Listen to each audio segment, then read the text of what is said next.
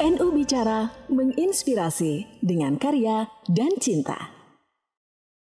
Assalamualaikum warahmatullahi wabarakatuh. Selamat berjumpa kembali di channel YouTube PCNU Jombang, sebuah channel yang menghadirkan wawasan dan juga hasanah KNU-an di Kabupaten Jombang untuk Anda semuanya, terutama para warga Nahdliyin. Saya Nina Mutmainah, inilah NU Bicara menginspirasi dengan karya dan cinta. Dan di episode kali ini saya akan ajak Anda semuanya untuk menyimak perbincangan saya mengenai masa depan pendidikan NU, lembaga-lembaga yang dinaungi oleh Nahdlatul Ulama di Kabupaten Jombang. Seperti apa? Antara tantangan dan inovasi branding lembaga melalui transformasi digital. Kita tahu perkembangan digitalisasi yang sangat masif ini secara tidak langsung menuntut lembaga-lembaga pendidikan untuk menyesuaikan diri. Lalu bagaimana kawan-kawan dari LP Ma'arif NU ini mengupayakan untuk ngeramut 500 lembaga yang dinaunginya untuk sama-sama melakukan transformasi digital? Ini adalah sebuah upaya yang sangat luar biasa. Sudah hadir bersama dengan saya Ibu Dr. Hajah Mami Rosita, Sarjana Agama Magister Pendidikan Islam. Beliau ini adalah Ketua LP Ma'arif NU Jombang yang tentu saja sudah siap untuk berbincang dengan saya. Assalamualaikum Bu Mami. Waalaikumsalam Bu Nina. Terima kasih sudah berkenan untuk hadir di sini. Sehat Ibu? Sekali. Sehat, alhamdulillah. Alhamdulillah. Gimana Bu Nina, sehat juga kan? Alhamdulillah. Baik, luar biasa. Sangat Bu. energik ini kayaknya. Sepertinya harus begitu. Begitu juga berlaku dengan kawan-kawan yang ada di LP Ma'arif. Iya. Kayaknya harus energik setiap hari ya Bu ya. Harus, bahkan bisa menjadi penggerak perubahan di lingkungannya masing-masing. Saya tuh membayangkan LP Ma'arif itu punya lembaga pendidikan yang tidak sedikit. Iya. Tadi saya banyak. Jenengan spill ada 500 lembaga. Kurang lebih 500 yang di bawah binaan LP Ma'arif NU Jombang. Itu nggak sedikit dari semua loh, Bu. jenjang. Iya, memang betul. Dan itu semua jenjang itu Bu Nina. Jadi Semua ada jenjang? MISD, semua jenjang di bawah naungan Kementerian Agama maupun Dinas Pendidikan dan cabang dinas. Begitu. Ya. Jadi MISD, kemudian SMP MTS, SMA, MA dan SMK, bahkan juga sekarang kita sudah mulai membina lembaga pendidikan non formal juga, ada PKBM, PDF, PKPPS itu ya. Itu. Lembaga non formal itu yang kayak yang apa, sekolah-sekolah ya apa, yang ada di masyarakat, kejar itu ya, kelompok belajar ya, kesetaraan betul, seperti itu ya. Betul. Kita jadi di bagian kita di salah satu bidang di kepengurusan LP Ma'arif ada yang bagian PNF, pendidikan non formal, dan itu kita ambilkan dari teman-teman yang memang profesional di situ, memang ngurusi di situ. Jadi kan banyak lembaga pendidikan non formal itu yang miliknya teman-teman Nahdlatul Ulama Nahdliyin ya. Oh, ternyata jadi begitu itu ya? Banyak. Makanya itu juga kita rangkul. Baru ke notis apa gimana Bu? Ya emang udah. Jadi sudah kita kemarin pada bulan November ya, kita kan melakukan penguatan kelembagaan. Di dalamnya juga ada lembaga pendidikan non formal, dan di situ kita ikat dengan sebuah kesepakatan bersama untuk meningkatkan kualitas lembaga bersama-sama. Jadi kita ada semacam MOU dengan LP Ma'arif, kesepakatan bersama untuk meningkatkan kualitas lembaga yang di bawah naungan Nahdlatul Ulama. Itu mantap. Ini semakin melebarkan saya begitu ya Bu Mami. Iya ya, jadi kepengurusan ini sudah mulai ke pendidikan non formal juga karena mereka juga butuh untuk diperhatikan. Oke, apalagi kalau PNF di pendidikan non formal ini kayaknya kapan-kapan bisa diobrolkan sendiri. Boleh deh kapan-kapan diulas. Jadi LP Ma'arif itu sangat luas sekali sebenarnya pendidikan. Jadi nggak hanya yang MI, formal, Sanawiyah sama Aliyah saja, iya, tapi juga sebenarnya SD, SMP sama juga. SMK? Ya, SMK juga. Kita juga punya SMK NU ya, SMK Nahdlatul Ulama itu. Yang di unggulan Mojo Agung itu. Iya, Mojo Agung juga termasuk. Kemudian yang memang ini tipeannya LP Ma'arif itu ada di SMK NU Jogoroto. Itu. Ya. Ada 2 ya di Jombang itu berarti ya? Ya, ada juga SMK Ma'arif Ngoro. Ya, itu juga didirikan oleh PBNU-nya Ma'arif MBC Ngoro. Oke. Baik.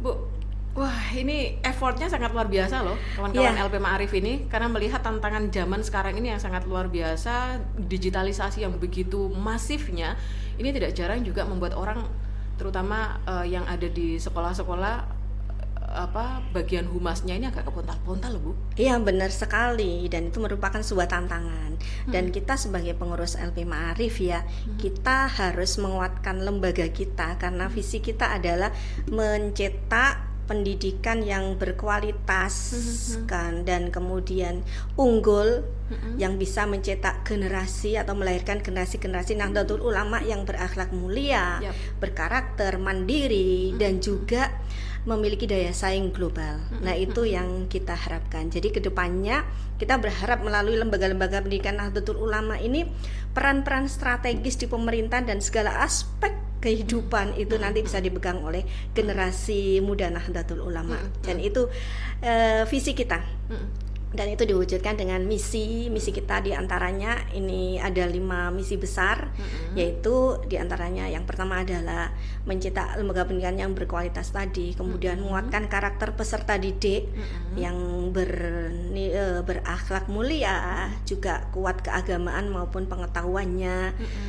Kemudian berikutnya adalah melakukan kerjasama dengan masyarakat supaya bisa berkolaborasi di dalam mendukung itu, kemudian meningkatkan SDM karena SDM itu adalah praktisi di lembaga pendidikan. Jadi kita merupakan sebuah keniscayaan bagi LP Ma'arif untuk meningkatkan kualitas SDM yang dibawa lembaga-lembaga Nahdlatul Ulama itu. Dan berikutnya adalah mewujudkan lembaga pendidikan yang ramah anak, yang penuh kasih sayang, sehingga akan lahirlah generasi-generasi muda NU yang memang berpenuh kasih sayang ya, berhati yang mulia, berhati lembut, namun berakhlak yang ini sesuai dengan nilai-nilai Islam, dan juga bisa berdaya saing secara global. Itu yang kita harapkan ya. Rasanya visi dan misi itu di masing-masing sekolah itu hampir semuanya bersama begitu. Iya, saya melihatnya gitu sih.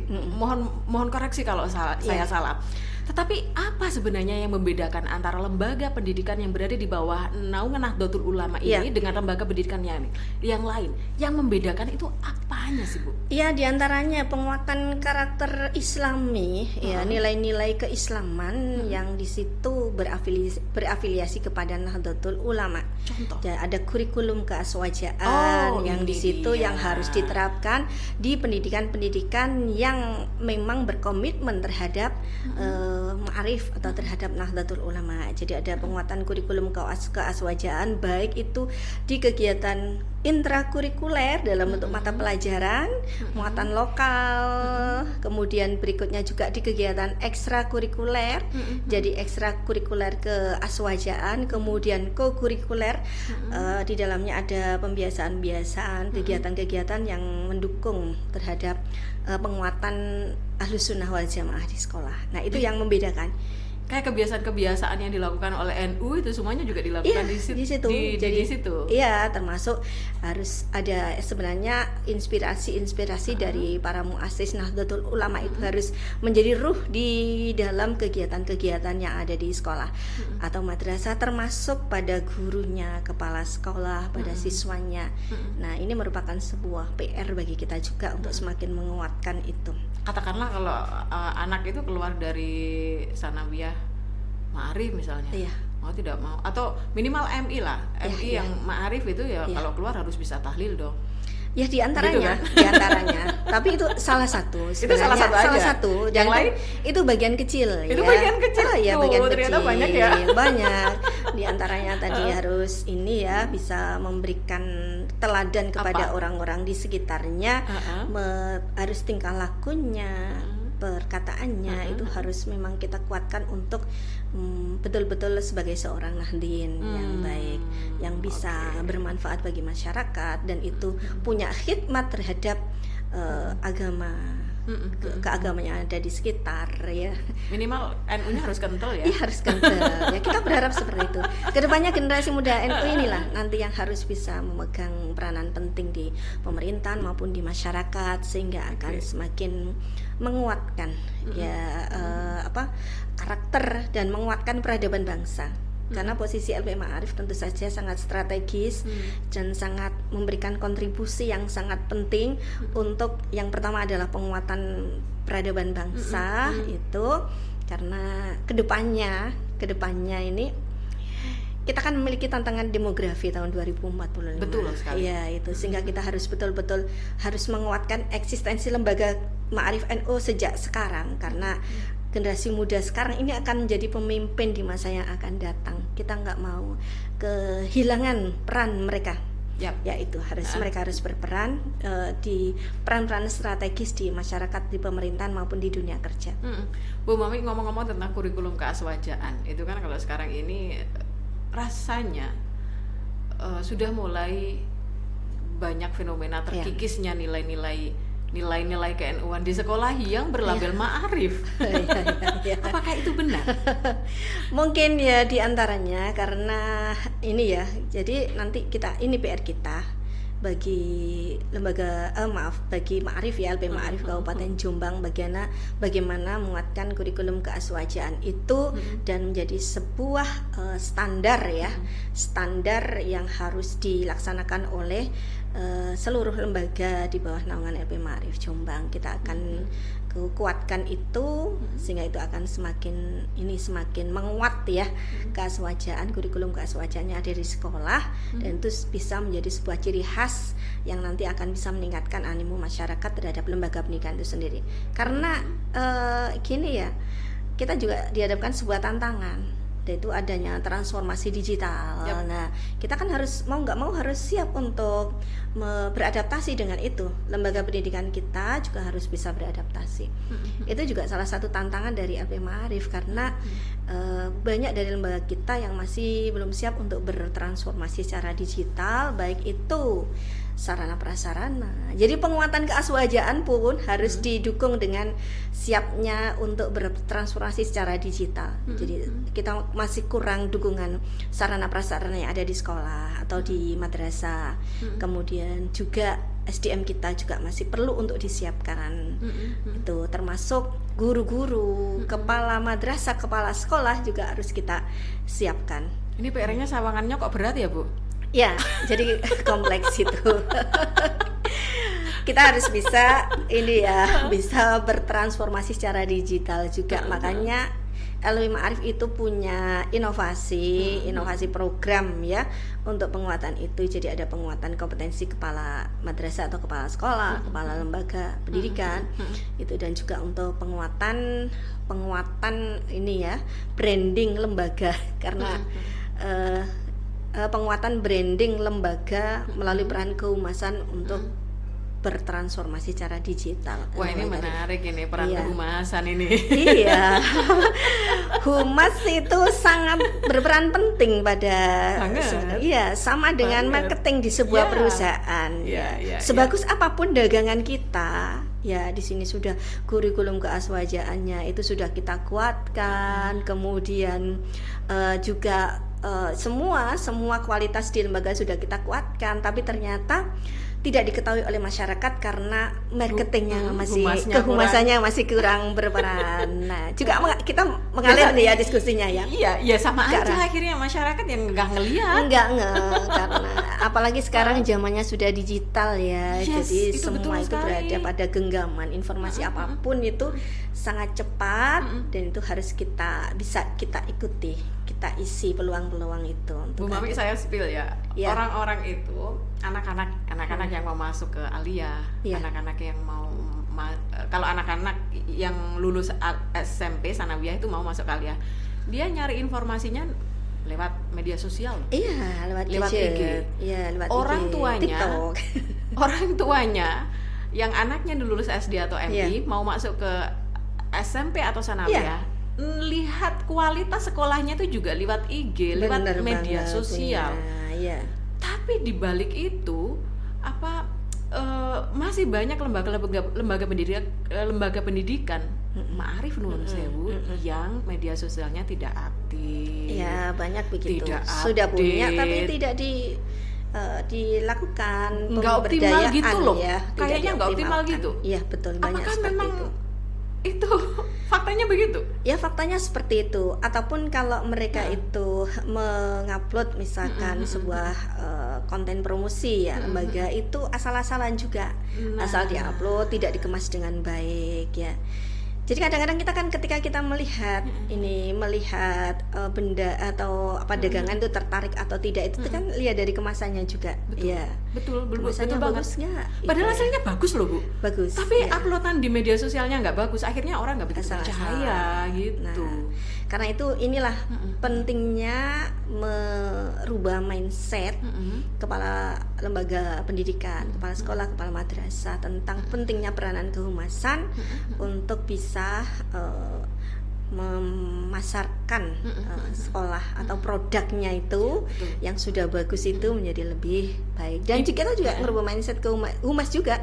Jadi humas yang selama ini dianggap sebagai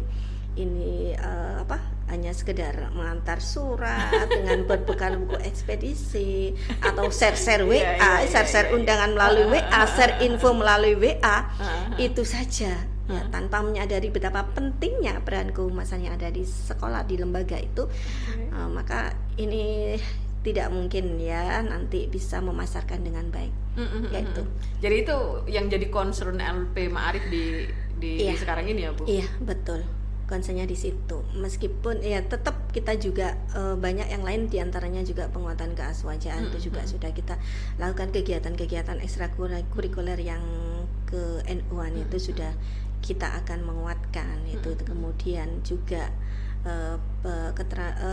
kompetensi kepala madrasah, dan ini juga itu tadi yang jadi ikon utama kita untuk tahun ini adalah bagaimana menguatkan branding lembaga itu melalui peran kehumasan untuk bertransformasi secara digital.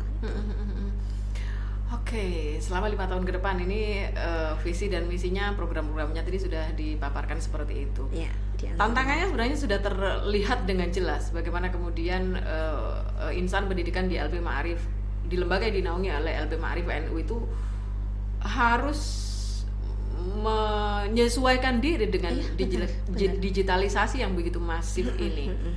Adakah tantangan yang lain, Bu Mami? Ya itu tadi kita persaingan. Jadi persaingan antar lembaga itu sangat ketat sekali. Oleh karena itu solusinya tadi itu, inovasi kami tetap kembali ke penguatan branding lembaga. Jadi persaingan antar lembaga itu sangat ketat sekali sehingga lembaga-lembaga antar lembaga sama sesama NU atau sesama NU juga dan begitu? Juga iya dengan karena lembaga di luar NU juga.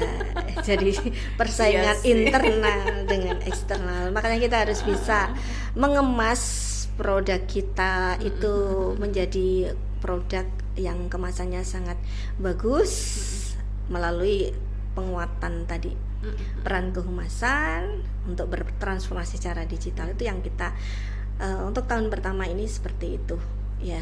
Sejauh ini sudah ada berapa persen, Bu, progresnya kalau boleh tahu? Jadi kita sudah adakan berprogres pokoknya sudah adakan pelatihan untuk itu. Jadi beberapa kali kita mengadakan pelatihan dengan peserta yang ya lumayan, dan mereka sudah menghasilkan sudah mulai ya memposisikan diri sebagai humasnya lembaga dengan mempromosikan kegiatan-kegiatan yang ada di lembaganya itu dengan kemasan yang lebih baik, termasuk diantaranya secara cetak maupun secara ini ya dalam bentuk video, flyer, video konten, flyer, kemudian berita-berita yang dimuat di website maupun di media sosial mereka. Jadi sudah kita mulai itu. Jadi kita bukalah mindsetnya teman-teman itu, ini penting. Tapi saya sempat melihat kok beberapa Instagram dari lembaga-lembaga pendidikan yang ada itu sudah mulai banyak macam-macam postingan-postingannya, termasuk juga kegiatan-kegiatan anak-anak gitu yang sudah mulai diupload banyak. Kemudian juga kalau sekarang sih kayaknya udah mulai rame nih konten-konten PPDB ya, Bu? Ya, PPDB ini sudah mulai rame. Dan itu kayaknya anak-anak juga menyesuaikan banget dengan yang dimau sama gen Gen Z sekarang. Jadi konten-kontennya juga sudah sesuai banget dengan konten-konten Gen Z saat sekarang ini. Iya. Saya sempat melihat beberapa madrasah itu sudah mulai berkembang seperti itu. Ya sudah mulai bergeliat memang madrasah dan sekolah itu untuk memaksimalkan potensi mereka ada di digital itu. Sudah dikuatkan itu. Jadi dan persiapan PPDB memang sudah dimulai sejak sekarang gitu. Jadi kita sudah memaksimalkan, mengimbau untuk ini juga di samping kita sekarang sedang ujian-ujian ya. Di antaranya kita juga sekarang sedang ada ujian akhir Ma'arif Nahdlatul Ulama ya. Sudah kita laksanakan sekarang itu. Ujian ini kayaknya ujian yang memang khusus didesain untuk sekolah-sekolah di bawah lembaga pendidikan Ma'arif ya Bu ya? Iya benar. Ujian Ma'arif namanya? Ujian akhir Ma'arif Nahdlatul Ulama. Ujian akhir Ma'arif, UAMNU. Ya, itu ingat saya. Iya. UAMNU. Iya. Jadi UAMNU ini yang membedakan dengan sekolah-sekolah yang lain. Iya, benar. Jadi nanti mereka akan mendapatkan ijazah pengakuan dari LP Ma'arif bahwa mereka adalah lulusan dari lembaga Ma'arif gitu. Jadi ada ijazahnya dari ada. Gitu. Ya, jadi itu mereka masih sudah dididik di lembaga-lembaga di lembaganya Nahdlatul Ulama. Jadi ini. Bu Mami, emang kalau UAMNU itu memang materi-materinya khusus untuk itu ya? Tidak sih. Keaswajaan begitu? Ada aswaja, mapel keagamaan juga ada. Cuman kita umum juga karena yang kita ukur kan untuk dapat ijazah kan tidak hanya itu kembali ke visi misi tadi, tidak hanya sekedar nilai-nilai Islami tapi juga pengetahuan umum juga itu harus dikuasai oleh siswa untuk mendapatkan pengakuan sebagai siswi lulusan lembaga Ma'arif. Dan itu harusnya menjadi sebuah kebanggaan bagi alumni sekolah-sekolah Ma'arif karena kita adalah sekolah yang di bawah naungan Nahdlatul Ulama sebagai jamiah terbesar, jamiah dengan jamaah terbesar ini di dunia ini. Oke. Ya. Bu Mami, selain isu transformasi digital yang sekarang ini harus segera di cover oleh LP Ma'arif NU, bagaimana dengan metode-metode pengajaran, metode pendidikan yang diterapkan oleh guru-guru di LP Ma'arif selama ini? Ya, adakah tantangannya? Iya, tantangan juga. Jadi ini sebuah tantangan juga. Yang pertama, yang kita garap tadi kembali ke program LP Ma'arif ya, untuk peningkatan kompetensi kepala madrasah, kepala sekolah. Ya, kepala madrasahnya dan kepala sekolah. Untuk meningkatkan kompetensinya sebagai pemimpin pembelajaran di kurikulum merdeka. Kepala sekolah, kepala madrasah itu kan sebagai pemimpin pembelajaran. Betul sekali. Di mana kepala sekolah, kepala madrasah ini nanti yang akan menciptakan iklim pembelajaran yang kondusif, yang berpihak kepada peserta didik. Nah, itu yang penting karena selama ini banyak sekali kepala-kepala sekolah, kepala madrasah kita yang masih mindsetnya itu masih bahwa urusan ini itu adalah urusan guru, padahal semua segala pembelajaran ya. Misalkan urusan pembelajaran. Ya, sebenarnya sudah ada sih ya kayak kompetensi supervisi itu sudah dilakukan, tapi kita masih harus menguatkan lagi deh. Karena kadang-kadang di beberapa lembaga itu supervisi itu masih sebagai sebuah rutinitas atau formalitas, belum menjadi sebuah kegiatan untuk merefleksi capaian-capaian yang sudah diperoleh oleh guru, juga untuk guru merefleksi pembelajarannya, bagaimana respon peserta didik, gejala-gejala yang nampak pada peserta didik, bagaimana memperbaiki pembelajaran pada pertemuan berikutnya. Belum juga menjadi sebuah refleksi bagi kepala sekolah atau madrasah, bagaimana untuk menindaklanjuti hasil sebuah supervisi sehingga nanti akan semakin meningkat kualitas pembelajaran. Fasilitas apa yang perlu disiapkan oleh kepala sekolah, kepala madrasah untuk menciptakan iklim pembelajaran yang berpihak pada peserta didik itu juga menjadi tantangan bagi kita. Jadi nanti kita arahnya juga ke situ, bagaimana penguatan kompetensi kepala sekolah, kepala madrasah sebagai sebuah pemimpin pembelajaran yang ada di sekolah atau di madrasah. Jadi sekarang yang disasar kepala sekolah atau kepala madrasahnya dulu. Iya, memang kita kan ada sebenarnya di manajerial kepala sekolah itu ya, kepala madrasah, dan juga termasuk penguatan dari kolaborasi sekolah dengan yayasan, dengan masyarakat, kita juga ada di situ peran kita itu. Jadi tidak lebih ke itu, ke kepala madrasah sebenarnya. Termasuk peran kehumasan kan diantara dari bagian tugas dari kepala sekolah atau ke madrasah yang diwakilkan kepada humas. Jadi itu ya. Oke. Jadi meskipun yang disasar adalah kepala madrasah, tapi secara tidak langsung itu juga akan menyeret guru-gurunya gitu ya, semua berimbas pada guru-gurunya. Berimbas positif maksudnya. Iya, itu harus kita siapkan. Jadi itu sebagai tantangan bagi kita LP Ma'arif, bagaimana seorang kepala sekolah atau kepala madrasah bisa menjadi penggerak perubahan yang ada di sekolah, bisa juga mengikuti atau melakukan transformasi digital di sekolahnya, sebagai pemimpin pembelajaran yang juga di situ. Nah, ini ya kita bicara juga tentang konsep baru di pemimpin baru ini, di menteri yang baru kan ada deep learning di pembelajaran. Itu nanti kita kuatkan juga bahwa pembelajaran itu juga perlu kemitraan dengan baik di dalam sekolah ya, dengan lingkungan dalam sekolah, luar sekolah maupun masyarakat. Jadi pembelajaran itu bukan hanya urusan guru saja di kelas, tapi juga perlu melakukan ya kemitraan. Sekolah itu perlu melakukan kemitraan, juga perlu pemanfaatan digital. Nah, kembali lagi ke digital tadi ya. Jadi luas banget ya yang kita bahas hari ini. Karena kalau bicara tentang lembaga pendidikan Ma'arif ya sangat besar ya, peranannya sangat kompleks ini. Next nanti kita oncai satu-satu deh. Oke. Tadi yang menarik pengembangan melalui PNF tadi itu. Iya, benar. Kayaknya baru kali ini. Iya, baru nanti periode ini maksudnya. Periode ini. Jadi kita sudah melibatkan itu ya. Mungkin nanti kita perlu untuk program-programnya nanti akan kita, kalau mau ya diskusi lebih lanjut. Boleh. Ini masih sedikit program yang kita bahas. Boleh, nanti bisa dimunculkan di segmen yang lain. Iya, oke Bu Nina. Oke. Bu Mami, terakhir pesan untuk insan pendidikan yang ada di bawah naungan Nahdlatul Ulama, kira-kira untuk menghadapi tantangan transformasi digital sekarang ini harus bagaimana? Kawan-kawan pelaksana atau insan pendidikan. Gini. Oke, jadi saya mau sampaikan kepada teman-teman nih semua, baik kepala sekolah, kepala madrasah, kepala lembaga pendidikan, guru yang ada di bawah naungan lembaga-lembaga Nahdlatul Ulama. Saya tekankan bahwa kita adalah bagian dari perjalanan panjang dari pendidikan Islam yang ada di Indonesia. Jadi kita itu bagian di dalamnya.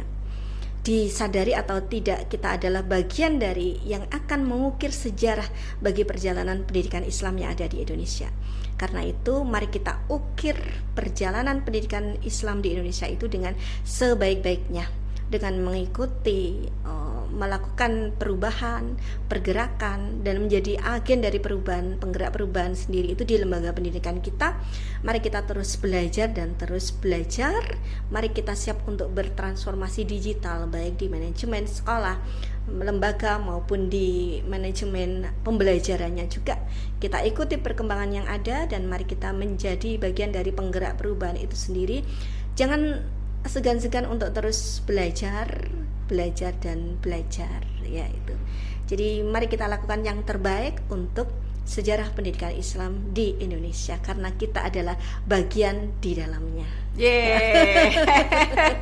Ibu Dr. Hajah Mami Rosita, Sarjana Agama Magister Pendidikan Islam. Terima kasih Bu sudah menyempatkan waktunya untuk hadir di sini. Senang sekali. Saya insya Allah nanti ayo kita agendakan di episode-episode berikutnya nanti. Kayaknya banyak nih yang bisa dikupas dari LP Ma'arif. Terima kasih, sehat selalu. Sama-sama. Salam untuk kawan-kawan LP Ma'arif. Siap. Assalamualaikum. Waalaikumsalam.